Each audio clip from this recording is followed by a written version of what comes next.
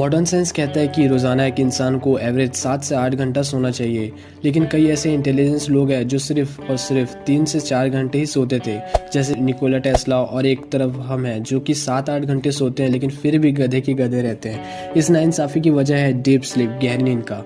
देखो प्रिय, जब हम गहरी नींद में होते हैं तब हमारे दिमाग में कुछ पावरफुल हार्मोन रिलीज होते हैं, जैसे कि growth hormone, dehydroepiandrosterone hormone etcetera.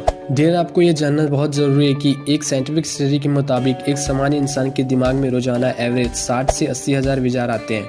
अब आप जानकर हैरानी होगी कि इन विचारों का भी कचरा निकलता है। नहीं समझे? चलिए समझाता हूँ। जैसे खाना खाने के बाद सारे प्रोसेस होने के बाद हम जब कचरा निकालते हैं, ठीक इसी तरह दिमाग में हर एक विचार उसका कचरा होता है। जैसे पेट साफ करने के लिए शौचालय जाना पड़ता है, ठीक वैसे ही बेटा एल्मोन को निकालने के लिए कुंभकर्ण वाली नींद में जाना जरूरी होता है। जैसे हमारे शरीर में पेट साफ जरूरी है, वैसे ही दिमाग में बेटा एल्मोन का निकलना बहुत जरूरी होता है। ऐसा नहीं है कि गहरी नींद सिर्फ कचरा निकालने के लिए होता है। अगर हम गहरी नींद नहीं लेते तो हमारा कंसंट्रेशन पावर और सीखने की क्षमता बहुत कम हो जाती है, क्योंकि बेकार नींद के कारण दिमाग जानकारी को ठीक से प्रोसेस नहीं कर पाता। देखो प्रिय, हम जो दिन भर देखते हैं या सुनते हैं या जो सोचते हैं वो दिमाग के एक हिस्से हिप्पोकैम्पस में शॉर्ट टर्म मेमोरी के रूप में सेव होता रहता है। और जब हम सोते हैं तब रैपिड आई मूवमेंट स्लीप के दौरान जो भी आपने दिन भर किया है उसे दिमाग दोबारा से रिपीट करता है, ताकि उसे शॉर्ट टर्म मेमोरी से लॉन्ग टर्म मेमोरी में बदला जा सके। इसलिए प्रिय, आप दिन भर जितने ज़्यादा इन्फॉर्मेशन लेंगे, रात को दिमाग उतनी ही देर लाएगा उस इन्फॉर्मेशन को प्रोसेस करने में। और जितनी कम इन्फॉर्मेशन लोगे उतना ही जल्दी ये प्रोसेस होगी और उतनी ही जल्दी आप गहरी नींद में चले जाओगे और दिमाग अपने बाकी की ज़रूरतें काम करने लगेगा। तो सिंपल सा फंडा है, जितना कम इन्फॉर्मेशन उतनी ही जल्दी गहरी नींद और उतना ही तेज़ दिमाग।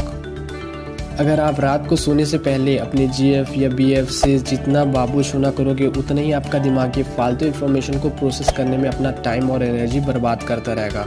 आप ऐसे फालतू कचरे को पालने से नींद भी बेकार आती है और ऊपर से दिमाग कमजोरी। इसलिए कहा जाता है कि कम देखो, कम सुनो और कम सोचो। और गांधी जी के 3 बंदर को तो आप जानते होंगे। प्रिय, ऐसे तो कई कारण हैं जो कि आपकी नींद को हराम कर रहे हैं, जैसे कि पहला इलेक्ट्रोमैग्नेटिक रेडिएशन। प्रिय, आपको क्या पता है कि मोबाइल और मोबाइल टावर से निकलने वाली रेडिएशन आपको कितना नुकसान पहुंचा सकती है?